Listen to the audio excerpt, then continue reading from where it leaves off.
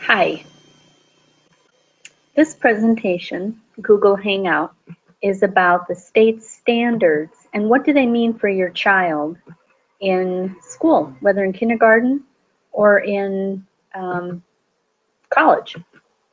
And the state standards, the intent of this slideshow is to share with you some information about what these standards are that we follow in the state of Colorado.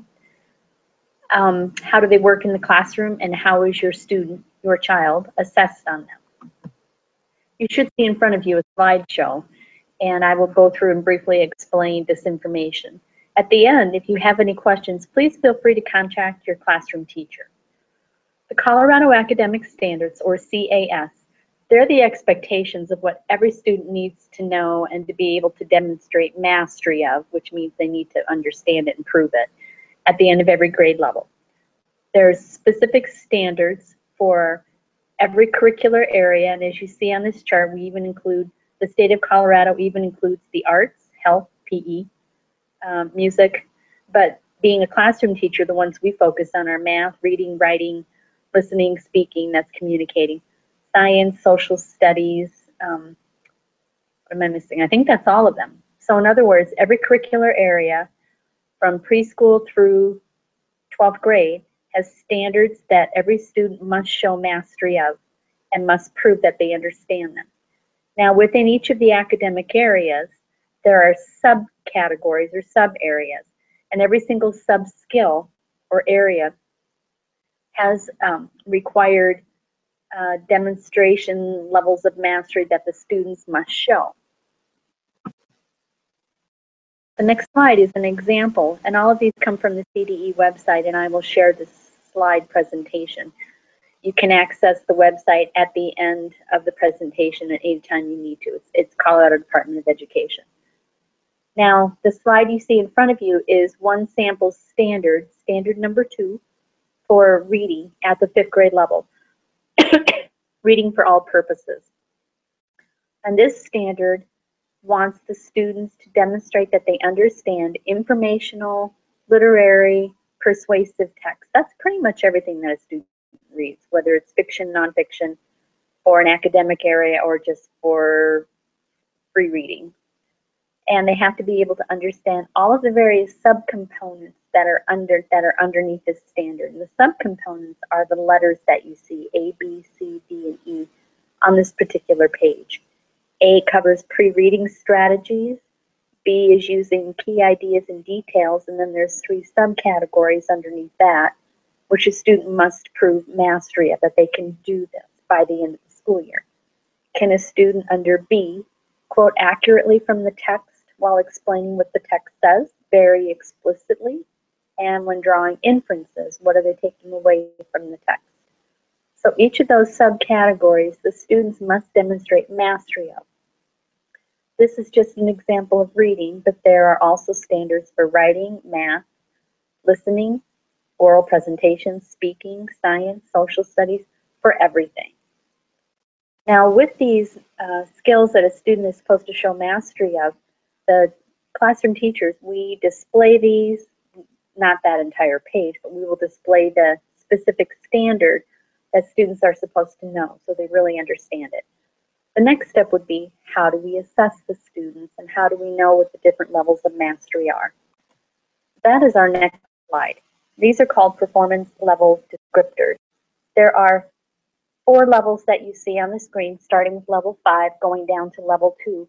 Level 5 is considered distinguished command. That is the highest level that a student can demonstrate mastery of whatever the particular skill is. Then there's level 4, which is a strong command. Level 3 is a moderate command. And level 2 is a partial command. I'll just look at level 5 for the moment because that is the one we always aim for with our students and the one level that we want them to always aim for.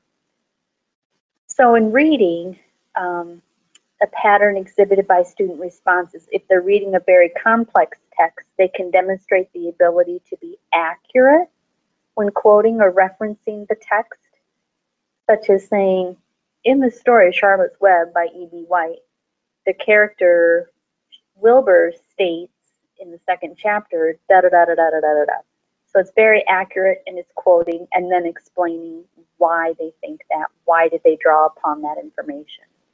Then there's a moderate complexity text that's not quite as difficult, but the student is still required to be accurate when quoting from the text or referencing the text, showing full understanding of the text.